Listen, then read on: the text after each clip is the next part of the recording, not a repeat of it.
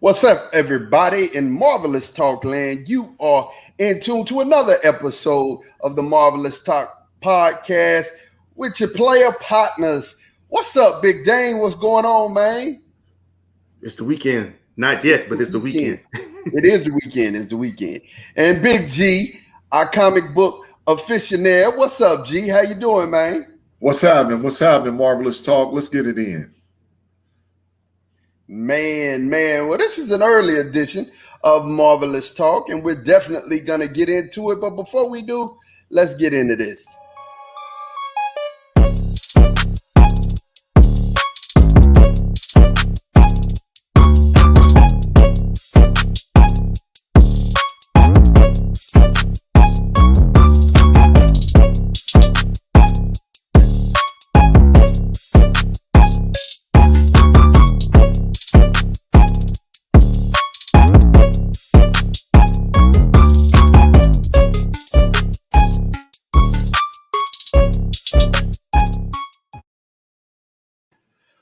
Well, man, look, we got Loki, and this week's episode of Loki, it's episode 3.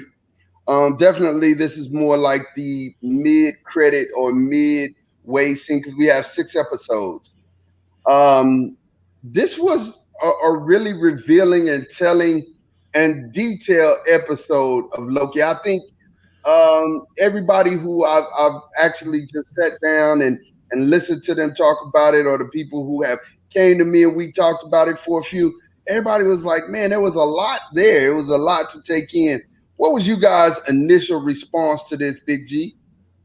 Well, first of all is that, how it started with the whole intro with the music and you listen to the actual song that was playing, that gave you a lot of detail what was going to happen in the episode, So the easiest way without spoiling everything or going into it right away to explain is it was sleight of hand, man. The whole episode was about sleight of hand. I'm going to distract you. You look this way and this other thing's going to happen. So there was a lot of sleight of hand things going on within the episode, which ties basically in to Loki being the god of mischief for Marvel. So, that was my take on it. Yeah, a whole bunch of 3-card money stuff. And Dane, what'd you think, man? What'd you think when you saw all of this happen? I agree with G. A lot of stuff was, they're showing you this, but on the other side, there's this. You know what I'm saying? So, to be honest, my honest opinion of this episode, it was my least favorite. I just have to say, it was my least favorite of all of them. But I think it was still good. I think it was there and it was designed to give us in the remaining 3 episodes stuff that we need to be aware of. And there's just been some glimpses of what's going to happen next that's, I think, is tied to what I just said. So, yeah, man, that's, like I said, a good episode, but it wasn't necessarily my favorite one. But hey, like I said, I think it served a purpose. Yeah, absolutely, man. There's some things that I'm going to talk about and you'll see on the YouTube channel, but I'm going to really get into this just a little, not a whole bunch. I really believe in a lot of different areas, man.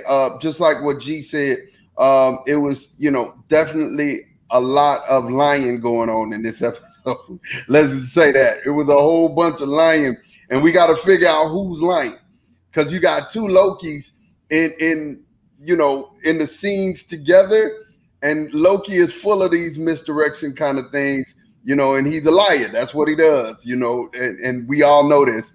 But the episode starts, like Big G made reference to the song, definitely, and it's talking about the song itself is a little cryptic in the fact that it's talking about being possessed, so to speak, something in the water. And we got this TVA agent who's being taken back to a memory of her past, so that the female Loki here, who we're now referring to, she doesn't want to be referred to as Loki, so we're now referring to her by a different name.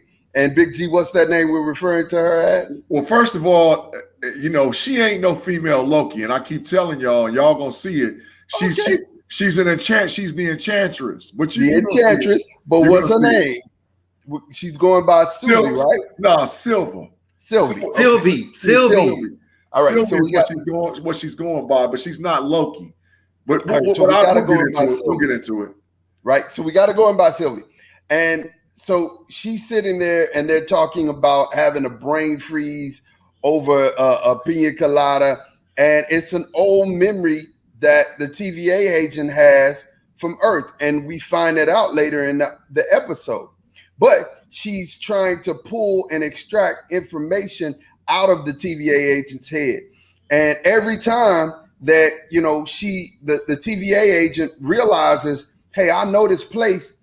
I've seen these people, but I don't know you. Every time she starts to come back out of the enchantress spell, she touches her and resets this. Where have we seen this before, you guys? Where have we seen the resetting events happen every time somebody kind of comes out of quote unquote a spell? Where have we seen this at? Wanda Maximoff. All day and night. Another reason why she's the enchantress.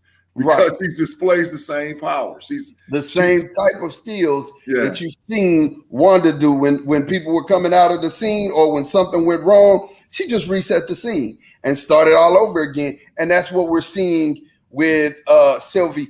And definitely she's doing this inside of the club. Now, as she's getting the information, we fall back to the previous episode where they were going into the store and definitely coming to confront her. And so she sees them in the camera.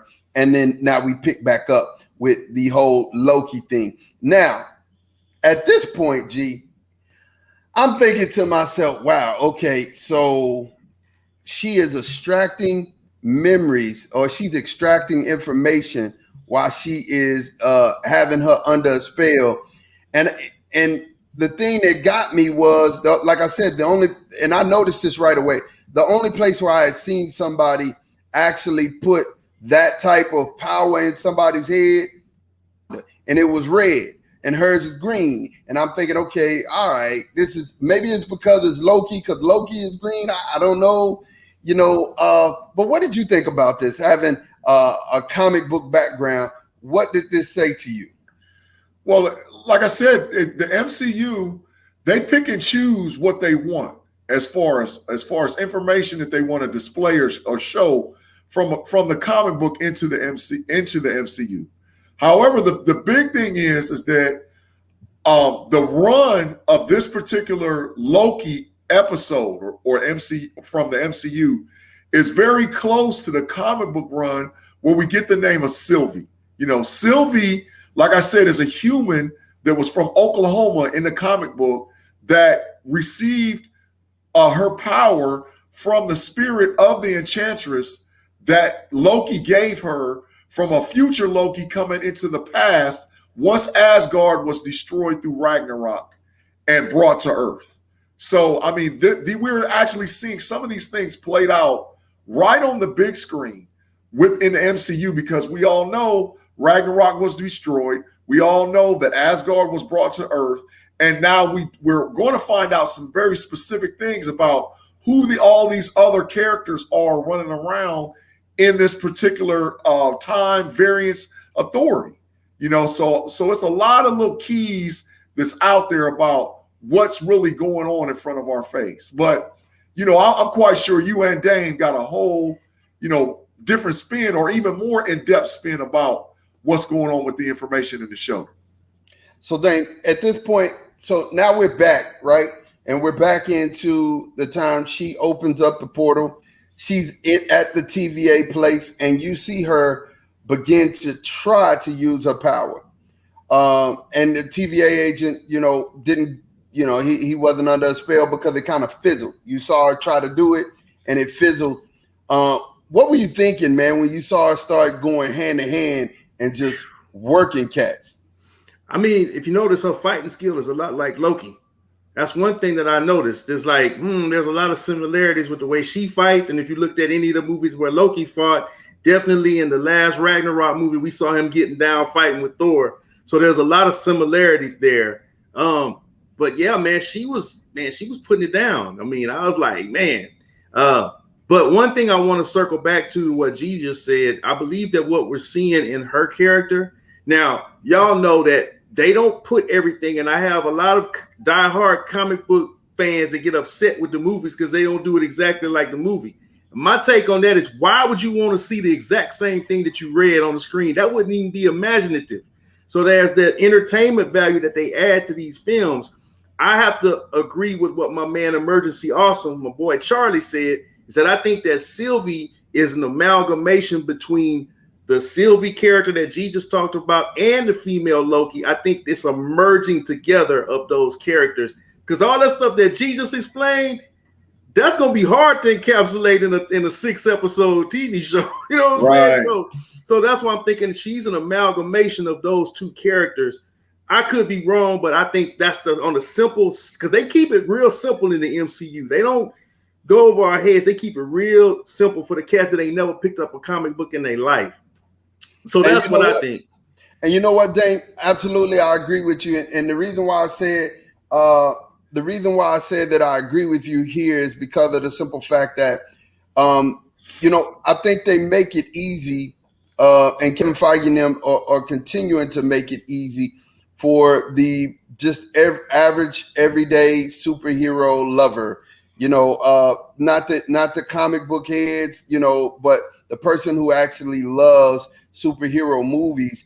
And I think they kind of keep it easy for you to kind of get into and get with. I don't think that they will go as deep as most people do go as far as, the whole that's us. They only got 6 episodes. Yeah, we do that. We're still looking for Mephisto. So the fact that, we can make a whole show about how we still looking for Mephisto. But we pick back up. So she's in the TVA going ham, and Loki comes through the door. And when Loki comes through the door, he kind of slides back to the lockers, and we see him have this little look that he had before. And we know what that look was. Yeah. The brother came and looked at the Tesseract like, and definitely when he looked at the Tesseract like that, we found out later when Thanos caught up with the ship, he had the Tesseract. Right. This guy, instead of letting the Tesseract be destroyed, he definitely just had the Tesseract on him, Loki. But something important to note, Loki is adept at hiding things. Just he hid the Tesseract, right? It was hidden in plain sight. So he goes, and we know that he has the knives that that were given to him that by Mobius, and the other TVA agent took away from him. So he went and got those knives, and the next scene you see him walking through with those knives. My mindset automatically just knew he wasn't finna hurt Sylvie at all. I don't think he had extracted enough. In my mind, I felt as if he hadn't extracted enough information from her, and kind of he didn't know exactly what she was doing, right? And so you see her, she's still just going ham, trying to get to the elevators, and she's having fun, enjoying the fact that she's erasing folks with this little poker. She's just erasing folks left and right. So she's enjoying it, and then here he comes, and he's trying to stop her from getting on the elevator. Now, in my mind, and G, I know you ready. In my mind, I feel as if he's literally trying to save the TVA at this moment. I don't think that he's trying to stop her so much as he's trying to save the TVA and get information from her. What'd you think about that, G? Well, first of all, I'm looping back. The boy's pockets was loaded up from the time he walked away from them lockers, man. He looted everything that he possibly could get, which, it has me talking about a theory of what he was able to do later on in the show. But when I'm telling you, Loki took everything that he possibly could take, because first of all, how would he know stuff like that was even in them lockers? Because he's turned around and he paused and he looked like, wait a minute, these lockers got some stuff that can help me outside of the little knives and the daggers. Second thing is that Loki, his premise has always been, and you can go back to his original appearances in the original Thor movie and the Avengers movie, right? Loki constantly tells you he's 10 steps ahead. You know, he's playing chess rather than play checkers.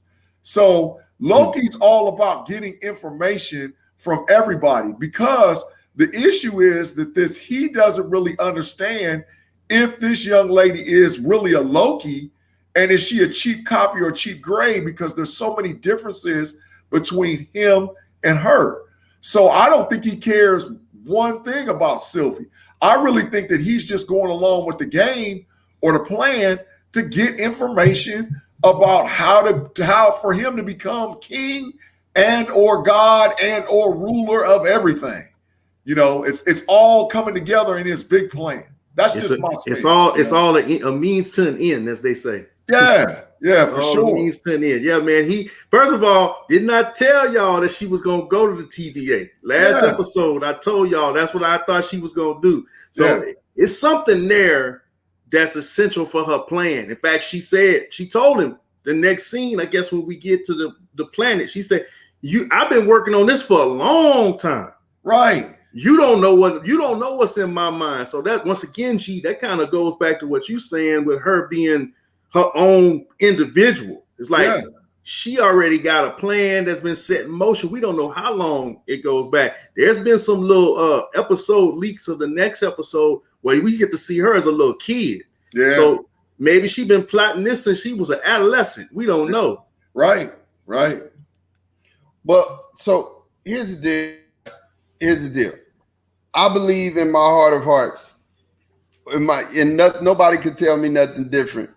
Loki is playing her, and she doesn't know to the extent in which Loki's playing her. She doesn't trust Loki, right? Sylvie doesn't trust Loki at all, but Loki is playing her without a shadow of a doubt. I mean, she could be playing him too, but the thing is, who's playing is going to outweigh the other. So I really believe, like I said, they've both been alive hundreds of years, right? You know, definitely both been alive hundreds of years. But Loki is so good at playing possum, right? He played possum. He let her get him in a compromising position so he could nab the pad from her. He took the pad from her while she had him, with the knife to his neck. He took the pad from her then, and right when the TVA agent came to swipe at him, they came through the floor and they landed on Lamentis, right? Mm-hmm. So, one, they both know about this planet. They both know about it. Loki knows about it from his study. She knows about it from her study, right? And Loki's not concerned about being on this planet at all. You see his demeanor, it never changes. He's inquisitive, he's asking questions, he's probing, it never changes. His demeanor is cool as the other side of the pillow. And so when they get there, they start this dialogue and discussion, and they had already fought each other. And here's where, to me, the games begin, you guys. Here's where, and I think the games begin a little earlier, but here's where the real serious game started. Check this clip out. So here we go. We got Loki here, and he's like, "What are you doing?" It's a real intimate moment between Lokis, right? It's an intimate moment. And she's up on Loki, and she's definitely trying to enchant him. You see the green go green just like it did when she was at the TVA, and it kind of fizzled out. And the question that was weird wasn't Loki's question, right? Because Loki asked, "What are you doing?" Asked him back, "What are you doing?" He asked him back, "What are you doing?" Right? So obviously, in my mind, I'm feeling like there was something that she felt at the same time that was happening to her when she was trying to do something to him. Right? Now, I go back. I digress, and I go back. When he first met Sylvie, he called her magic a cheap parlor trick.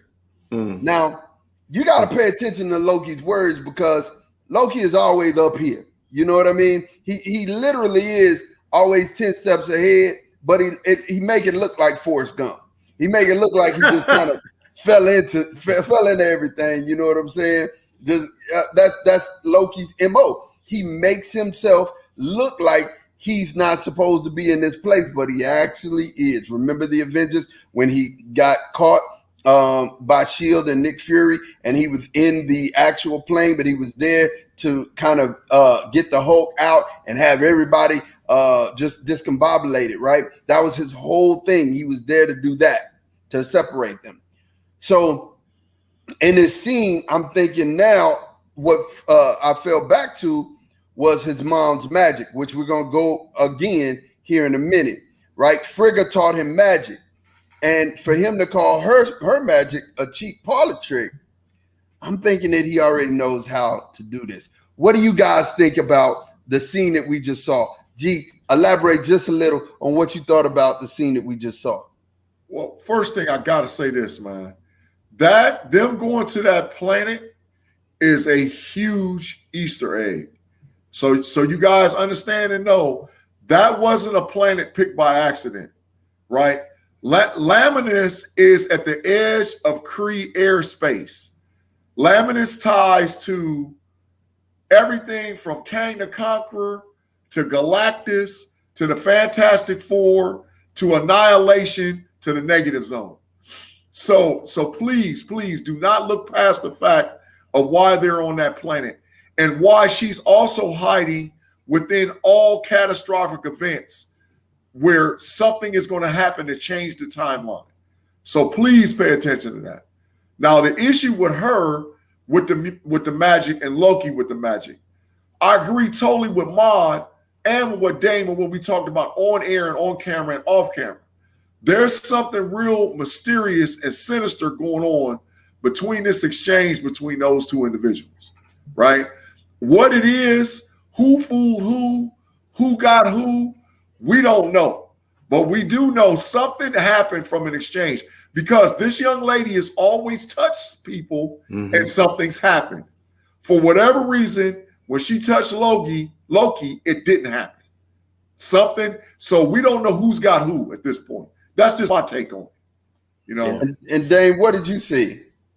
I'm kind of leaning on what you just said earlier about, I think Loki has an ability to do what I call boomerang. You know what I'm saying? He did a boomerang on her. She was expecting, oh, I can do this. I can get him. But I think that him, and man, that was a very good point you brought up about the cheap parlor trick, because I don't think that they're going to position Loki, who's the main character of this series, to be weaker than Sylvie. I just don't think that's going to be the case. I think she's going to realize that she's met her match. And I think that the way it commenced from the time they were on Lamentus to the time it concluded, I think in the end, he got the upper hand. Just from what I'm just seeing and how it got played out, I think he has the upper hand, and she's going to have to depend on him more than he has to depend on her. He's just, like you said, the key word, Ahmad, he's just extracting because he realizes I ain't never seen nothing like this before, but I'm curious and I want to see if I can get a way in. And that's what he's doing this whole time, even there on Lamentus, you know, with all these bombs and stuff falling, he don't care about none of that. He wants to know what makes her tick. Right, which even more supports the fact that she ain't no Loki, because he would already have some semblance of the same powers and abilities like how she has. So he's trying to figure it out. But I got a whole wraparound story with that, and it'll come later on in the show. Yeah, if they wanted to get out of there, they should have called my boy Rocket. He could have came and got him in the right. You know, he's like the interstellar Uber driver. He come and get them and pick them up. But there's something I want you to notice. They were running for their lives before they went into the place where she tried to enchant him. Yeah. They weren't running anymore when they came back out. Right. Yeah. I noticed Did you notice that the moon stopped crashing on the earth? They were still crashing around them, but it wasn't the way that it was in the very beginning, right? Yeah. So I'm starting to notice, I'm looking at it, I'm like, okay, something or somebody changed something. Now, if it was Sylvie that changed it, I just want y'all to pay attention. If it had been Sylvie that had changed it, it would have slanted in her favor. It did not. Right. It slanted in the favor. I mean, they're standing They out. would have went to Asgard. They would have went to Asgard when Thor and Loki was little kids. She would have been sucking him dry for information. Yeah, get this. It changed so much that they were standing out in the middle of everything, and no meteors, no nothing was coming, right? Nope. No nothing. So they just continue to walk, and as they're walking, he's kind of picking her brain for information. How does this work? What do you do? You know, what makes you to be able to do this? And she's like, "Oh, be quiet. So, let me ask you a question. Isn't that a play on time? It's a play on time, but and we'll get to your point. Okay. We'll get to your point. It's a play on time, but when you are enchanting someone, time doesn't matter. So both points are valid, and we're going to get to that here in a sec.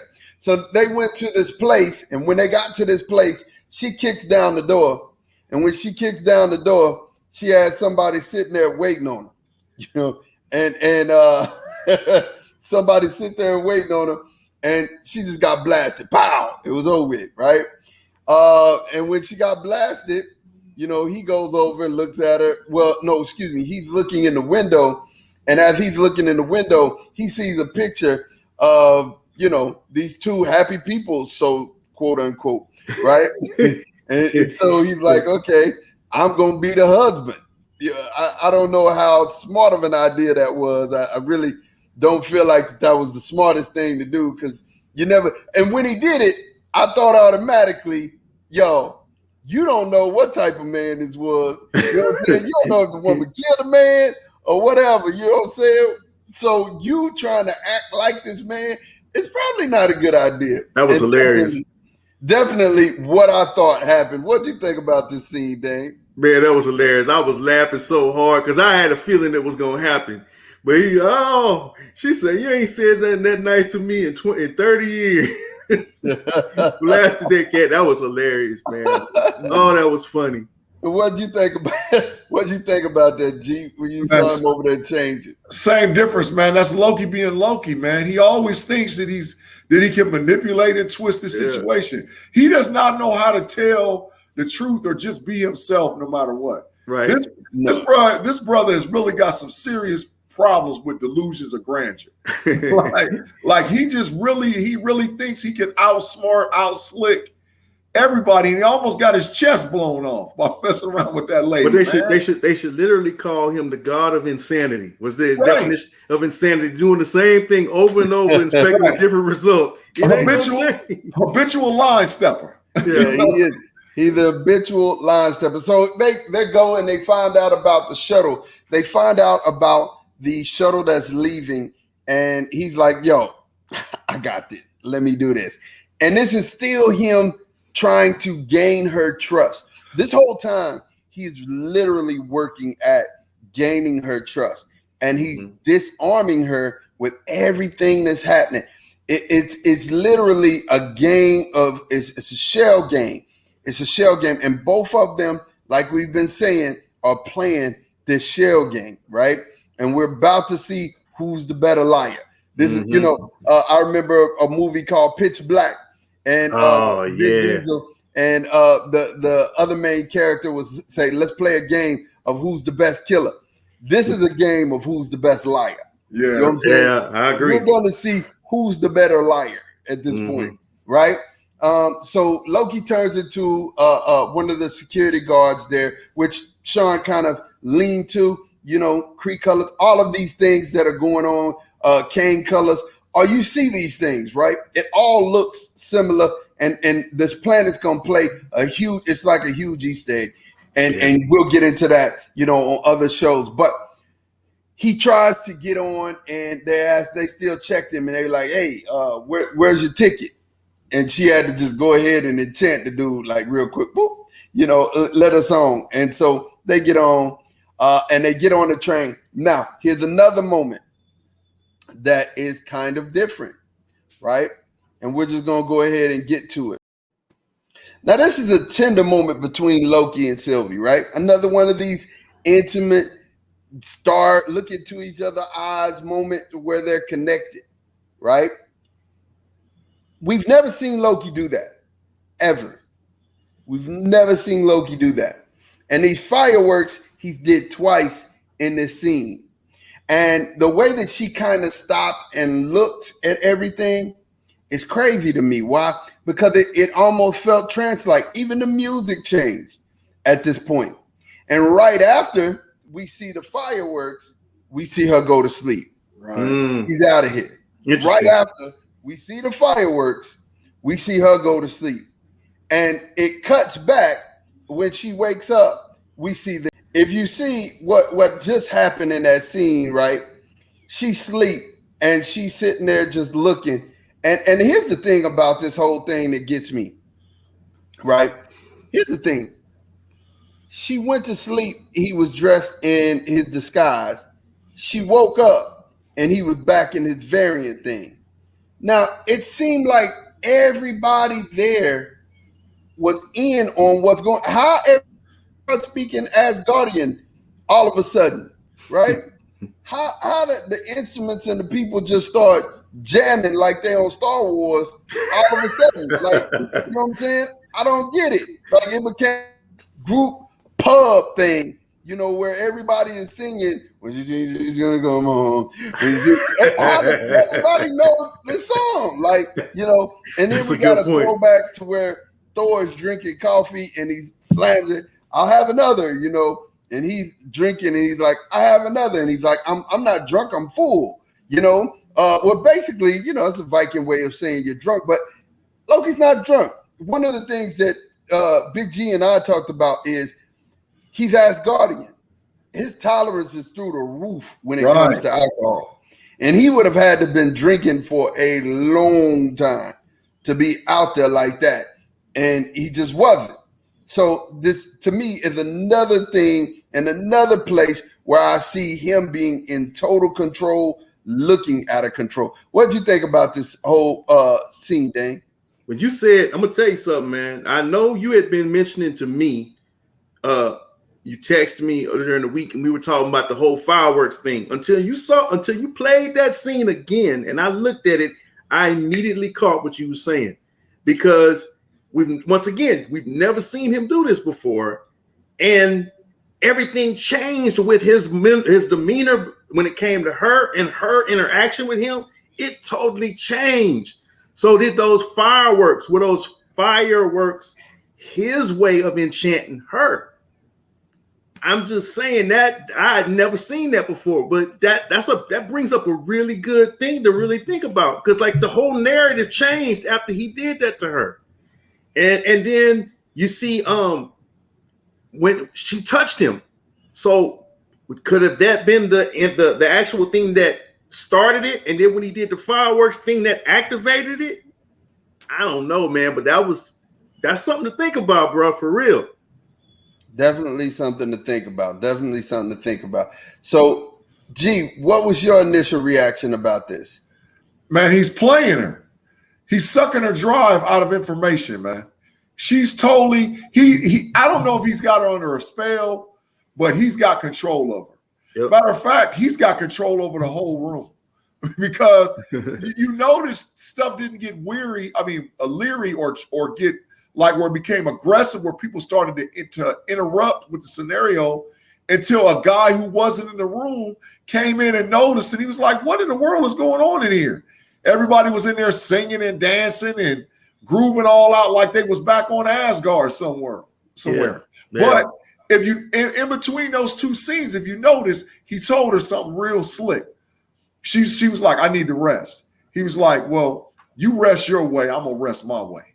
Right. Mm-hmm. And so his way of resting might be him sucking her for information, you know, like, and he put her up underneath a spell, and he's rejuvenating himself by gaining information from her, right? Where she had to flat out pass out and go to sleep, which once again supports my theory. If she was Asgardian, it wouldn't happen. If she was Asgardian, it wouldn't happen. That's man. true. It wouldn't That's happen. a good point, G. Hey man, I think we should change the Marvel's theme song, make it a hip hop version. When she sings, come home. Yeah, Marcy Bryant said that I think she's under enchantment. Marcy, we totally hear Marvelous talk. I'm in agreement. Let's just say this: I'm in agreement. I believe that she's definitely under an enchantment. But so we continue to move on, right? As we continue to move and we move forward in this whole thing, you see he gets thrown out of the train and she automatically realizes the temp pad. She's like, oh my God, the temp pad, right? And so she jumps out of the whole thing.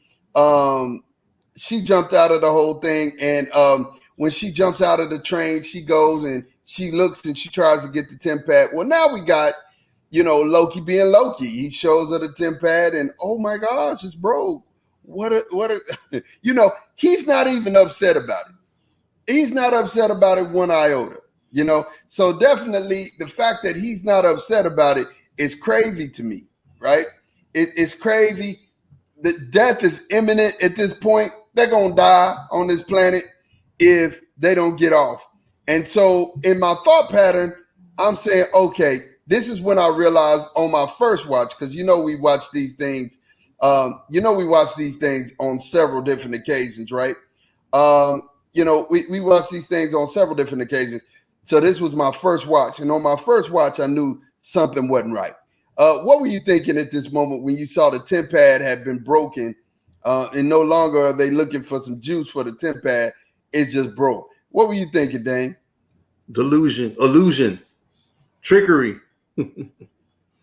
So I wouldn't buy in that at all. This is Loki. We've seen him. I mean, he lied to Thanos and tried to make Thanos think he didn't have the test, though it didn't work in his favor.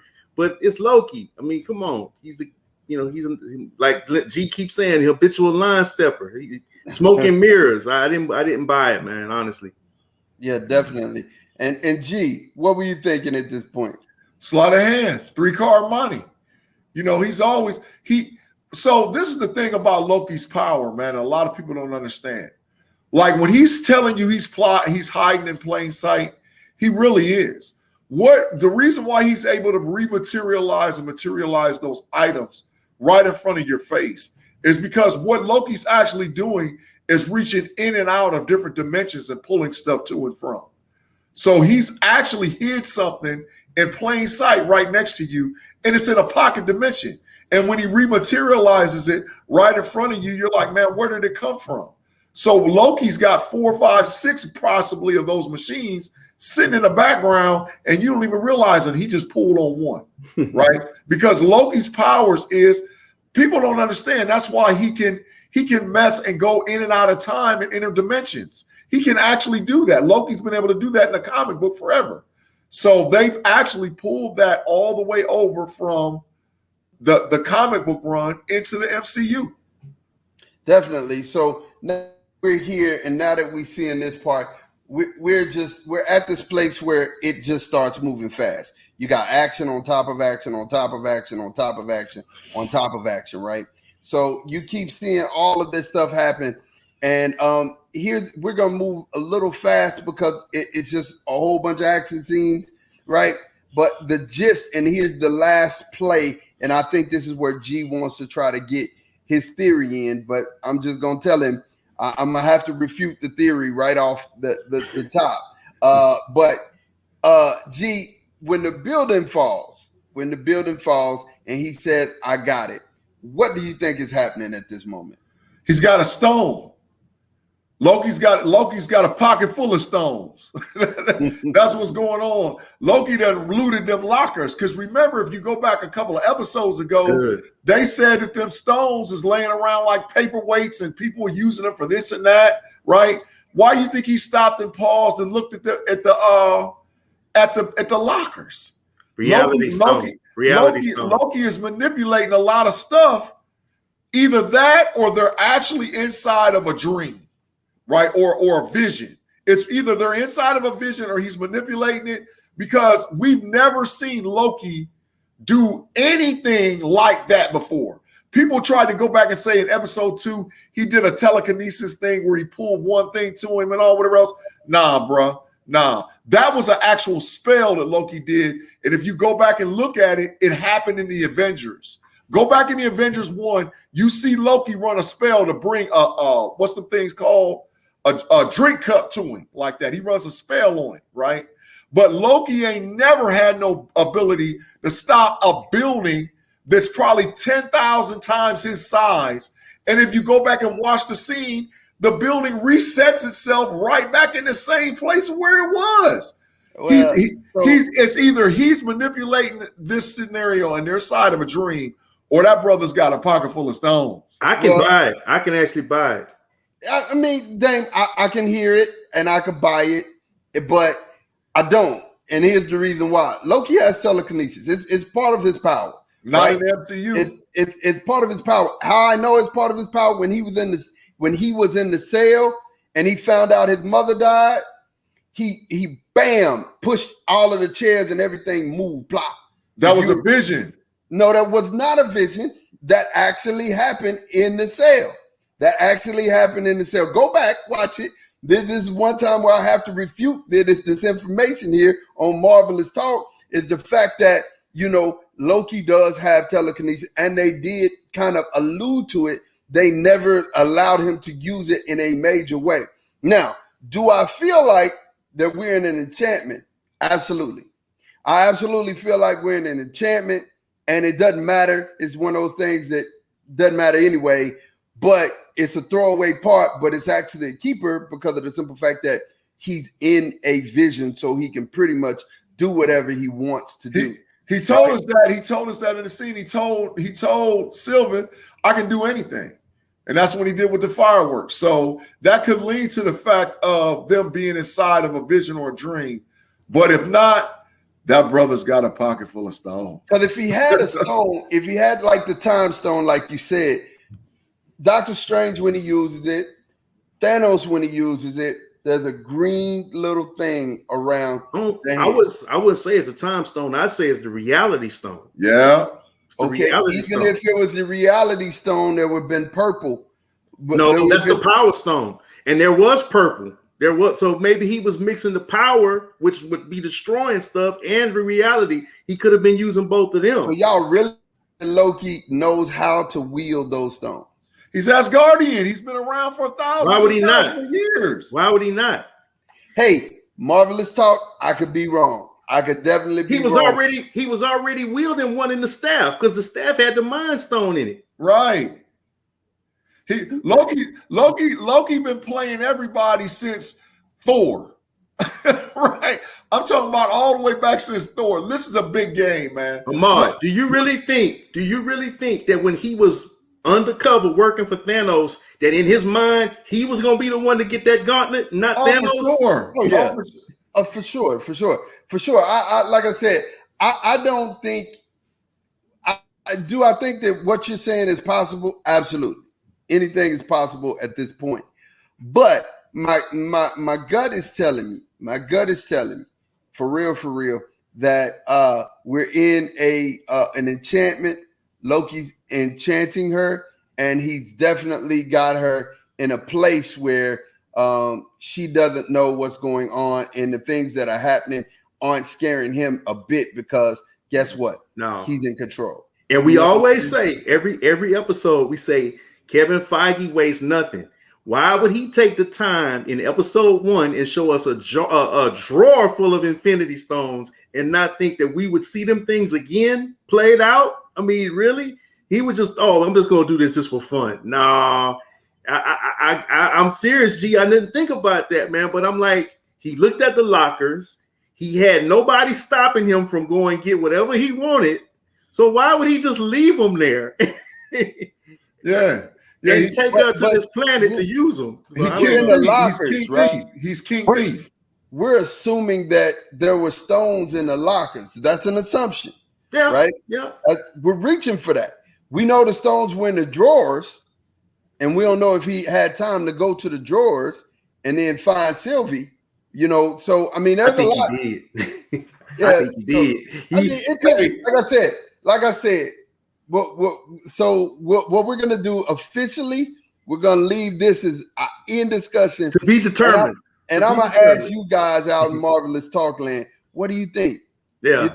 You think the boy had a stone? You think he had the pocket full of stones like UGK, or do you think that he's in a simulation? Do you think he's in a simulation and that he's controlling? He's enchanting her.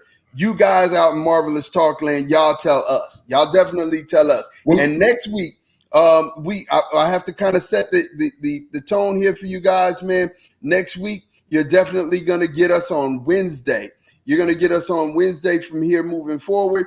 Us guys are gonna be here with you. We're gonna definitely chop it up about Loki, and then we're gonna talk about the episode that's coming and everything that is coming in the MCU that's popping off on Wednesdays, and then movies that are coming out. We're gonna get that. Hey, we missed a key part, man, of the episode, right? Loki finds out that everybody that's at the TVA are variants. According to Sylvie. According to Sylvie, everybody's there are variants, which means that there's more than one of each one of those people. Well, we touched on this earlier when we spoke about the fact that she was using one of the TVA agents' memories from Earth. So we touched on it, but you're right. We definitely need to bring that out again. And so that's something I think is going to crucial and play out for us a lot more as we begin to, finish out this season of Loki. But if you like what you're hearing, make sure that you like and subscribe. Go ahead, push the like button, smash that subscribe button, and just rock out with us every week here at the Marvelous Talk Podcast. And as always, we're going to keep our talk marvelous. For your main man, Mod, Big G, and Dane, thank you guys for hanging out with us on this Saturday morning.